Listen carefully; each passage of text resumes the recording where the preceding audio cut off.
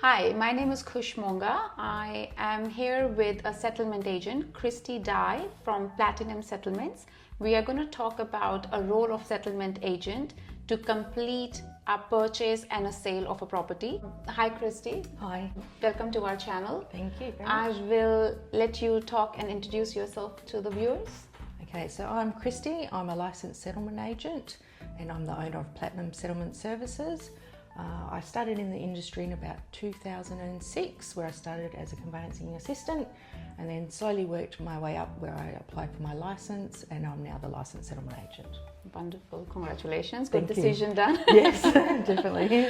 Okay, so just if you want to explain, what is the role of a settlement agent? Okay, so the role as a settlement agent is that we're actually responsible for managing the process and liaising with everyone to transfer the property from the seller to the ownership of the buyer. Okay. Okay, so we're just making sure all the legal conditions are met, any compliance issues, and we're also coordinating with all the parties involved. Okay. So what are the parties involved? So you would have firstly the real estate agent, and then depending on which party you're acting for, buyer or seller, then the other party will have a representative. There's also the buyer will have a bank if they're borrowing funds, so we liaise with mortgage brokers. We also liaise with the banks, and if people are maybe borrowing through a self-managed super fund or other sorts of things, we may deal with accountants, financial advisors and lawyers. Yeah, and then correct me if I'm wrong, with the council, the water corp, and yes, those all two, those yes. things too, right? So there's structural so many inspectors, different parties, and it can vary between contracts as well, depending on what conditions they have. So yes. Okay, some of the clients that I have seen have hired lawyers in past for the settlements. How is it different from hiring a lawyer to a settlement agent? Okay, so the main difference between hiring a lawyer and a settlement agent is, firstly, as settlement agents, we can't give legal advice. Yeah. So if that does occur, we have to refer clients to seek legal advice, whereas if you have a lawyer, they can give you that sort of advice at the same time. Hopefully you won't need legal advice, but on occasions you do.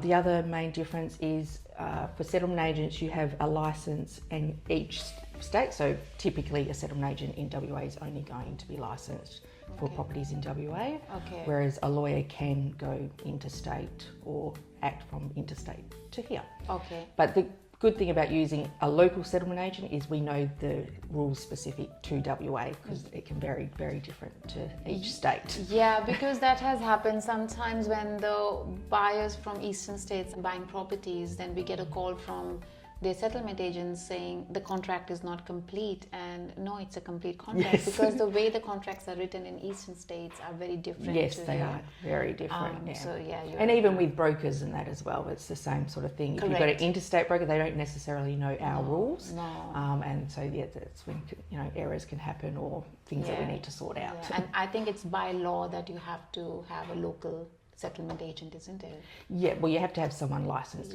in the state. Yeah, cool. Yeah. And is the same for overseas buyers?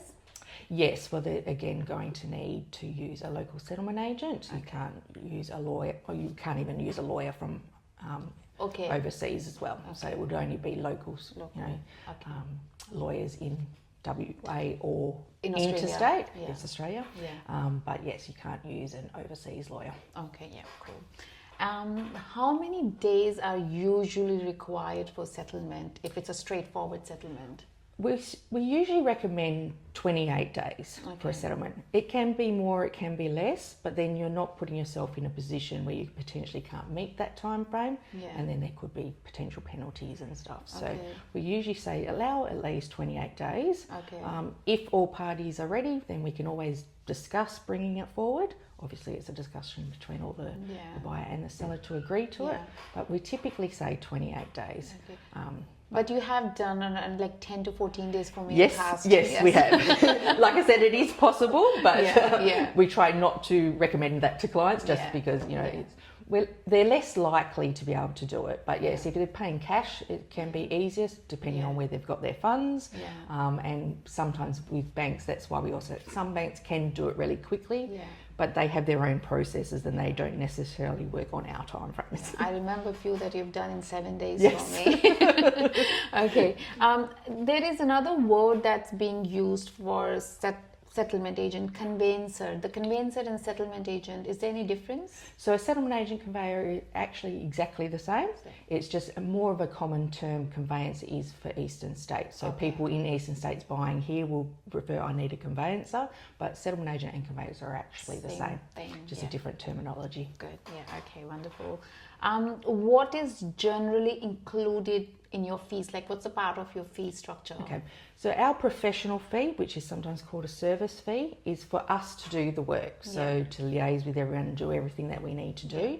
And then apart from that, you have your disbursements and your government and statutory costs. Okay. So disbursements are things like postage. Some people charge telephone calls or your verification of identity. They're all additional costs. Yeah. And then your government and statutory costs. So you've got your stamp duty, if applicable. And then we do, for a buyer, they're responsible for the inquiry fees for your shire and your water, because they all charge a fee. Yep. So those ones are generally charged at cost. So if the shire charges $100, that's what the buyer gets charged. Okay. And those are the fees you usually get towards the end of the... Yes, so with settlement agent fees, we usually take them at settlement. Some will ask for them up front, but generally it's sort of just standard practice that everyone gets them at the end, because that's when people are... And that's why your statement summary usually come towards the end, because you know what's the exact amount of water rates and council rates. Yes, that's right. So up front we will let you know your costs as far as your inquiry fees, because we have to disclose those. But yes, adjustments of rates and all that, we can't really give exacts until the end. Makes sense. So, like you mentioned, you do pay water rates and council rates. That's right. Is there any other fees, government fees and charges that you pay on behalf of the buyers? So we also do the inquiry with the Office of State Revenue, or known as Revenue WA. That's for if there's any land tax, because sometimes sellers will be responsible for land tax. It depends on the property whether the buyer would be responsible for some land tax, which would be generally vacant land. Most of the time they won't be responsible for land tax. And like I said, we do stamp duty. If there's any foreign tax, we'll deal with that. Sometimes with vacant land there will be GST that as a buyer's settlement agent we have to pay over to the ATO at settlement. So there's a few different variances, but it's all individual to the contract.